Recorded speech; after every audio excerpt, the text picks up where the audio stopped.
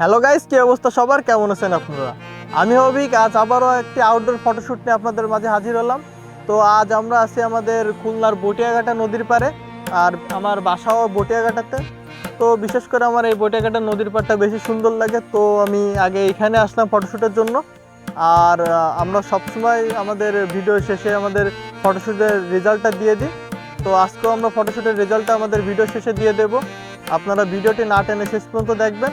আমরা শ্যুট করতেছি Sony A7 IV এবং লেন্স আছে আমাদের সিগমা 85f1.4।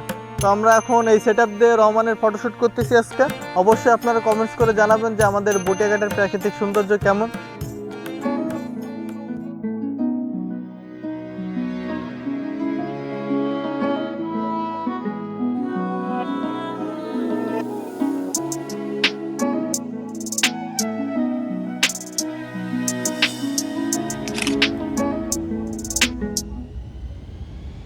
তো যাই হোক, আমরা মোটামুটি এখানে কিছু সময় ছবি তুললাম।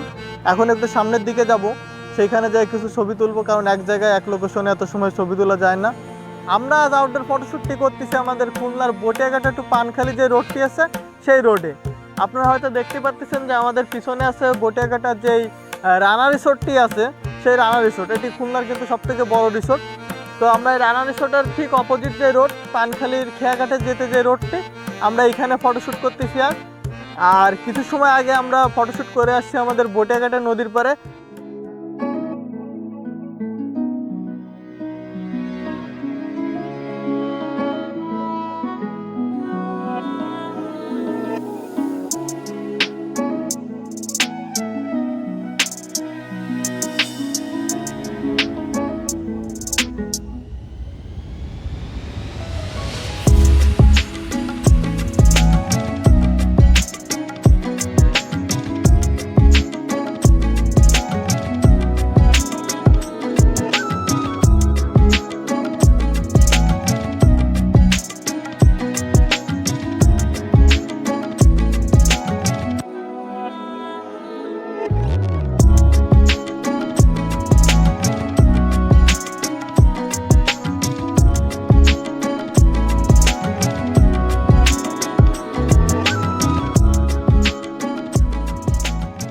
আমরা বটিয়াঘাটা নদীর পাড় আর পানখালি এই রোডে অনেক সময় ফটোশ্যুট করলাম।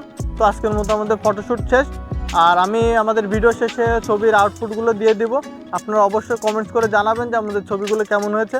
আর যারা আমাদের কাছ থেকে ফটোশ্যুট করতে চান, অবশ্যই আমাদের ডিসক্রিপশন বক্সে আমাদের পেজের লিঙ্ক দেওয়া থাকবে, আমাদের সাথে যোগাযোগ করতে পারেন। আর এত সময় আমাদের ভিডিওটি দেখার জন্য ধন্যবাদ।